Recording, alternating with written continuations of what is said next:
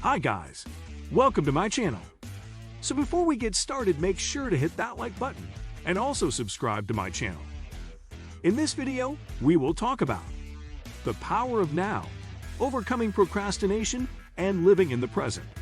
So make sure to watch the full video. It seems procrastination is a challenge that we've all faced at one point or another. As humans, we struggle to make decisions. We can delay, ignore, or avoid actions. We can fail to take initiative or complete tasks in the amount of time we should. We can struggle with time management. Ultimately, procrastination can lead to failures. It can lead to the inability to mitigate risks, be creative, or be productive. Procrastination can lead to feelings of loss, insecurity, or inadequacy. We blame ourselves for laziness, perfectionism, or fear of failure. It is frustrating and, at times, disengaging. It can lead to feelings of depression. In some extreme cases, it can culminate in job loss or burnout. Procrastination impacts our mental health, our self-talk, and causes negative feelings. Procrastination almost never leaves us in a better position. But it's important to remember that if you procrastinate, you're not alone. We've all been there. What is procrastination? To understand how to overcome procrastination, we must understand what it means. Procrastination is the act of delaying or postponing something. Procrastinating can happen in a variety of environments. For example, you might find yourself delaying a project at work. You might write it down every week to accomplish, yet somehow you keep pushing to the next week. Or you might have committed to some new healthy habits in the new year, but you keep procrastinating on physical health and wellness. Perhaps you've adopted new habits, except for that 30 minutes of exercise. No matter what the reason, procrastination happens to all of us. But before we get into how to overcome procrastination, let's understand why it happens. Why do we procrastinate? I often wonder why some people procrastinate by delaying, postponing, or avoiding solving problems. Why do people withdraw from making smart decisions, taking calculated risks, or taking action? Some people become paralyzed. They may feel unable to take necessary actions to solve key problems to deliver on key goals, waiting for more information or more experience. Others might resist making the most necessary of changes to support the desired outcome. Procrastination can mean avoiding personal responsibility. Why do so many avoid accountability on the road to achieving desired goals and outcomes? There's a range of negative consequences for procrastinating. It can involve a crippling, overwhelming, and paralyzing reactive response. Typically, it negatively impacts people's self-efficacy and self-belief. 5 ways to overcome procrastination. You might be in a position where you're ready to tackle procrastination. If you've noticed that you're putting off projects and it's impacting your life, you're not alone. It's also important to recognize that it is possible to overcome procrastination.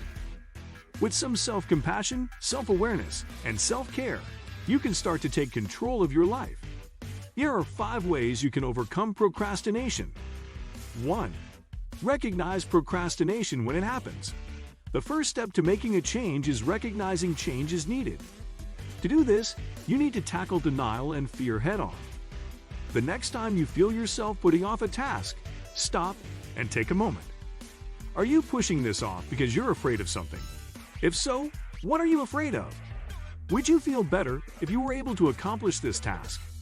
How will procrastinating on this task make you feel? By identifying your tendency to procrastinate, you're making incredible progress. It can be hard to be aware of your own actions. Understanding when you're procrastinating can be so beneficial to overcoming procrastination. 2. Start small. If you procrastinated on a task, it can feel like you're confronting a mountain. But luckily, you don't have to start big. In fact, research shows that starting small can be helpful to make our way over the hump. Try breaking down your procrastinated project into small bits. What small action can you take to help get the ball rolling? Try focusing on just that small action. You might find that once you start small, you'll continue to make progress on the rest of the work. Starting small can snowball into something big. Celebrate the small wins and acknowledge that the work you're doing, no matter what size, matters. You can also work in a reward system for tackling small tasks. For example, let's say you've been putting off cleaning your kitchen. Once you unload and load the dishwasher, consider rewarding yourself. You might take a walk outside, go grab a coffee, or allow yourself to listen to a podcast. By setting small goals attached to small rewards, you can overcome your tendency to procrastinate. 3. List out what will happen if you procrastinate. Our instincts may tell us that procrastinating will protect us, but we know that we often feel worse about ourselves after we put off a task for some time. The next time you want to put off a project, grab a pen and paper. Write out a list of what will happen if you do procrastinate. Then, write out a list of what will happen if you don't procrastinate. Think about the feelings associated with each decision and write them down.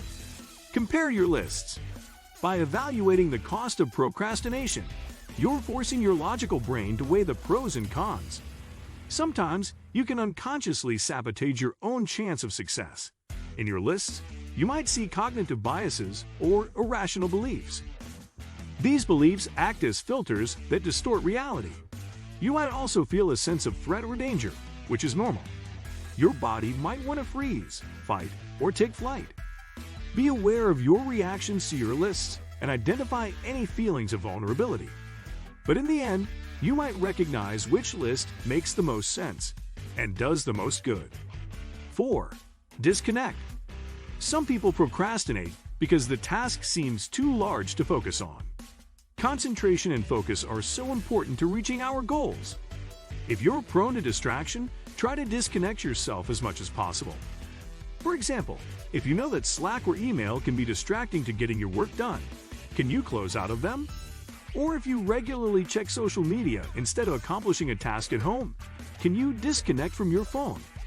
Force yourself to make a block of time dedicated to a particular task. Set specific deadlines or create a workflow to meet in that block of time. Find small ways to separate yourself from your distractions. By disconnecting, you're enabling yourself to better focus on the task at hand. You're also setting yourself up for success. 5. Work with a coach. It's important to foster a safe and compassionate coaching relationship.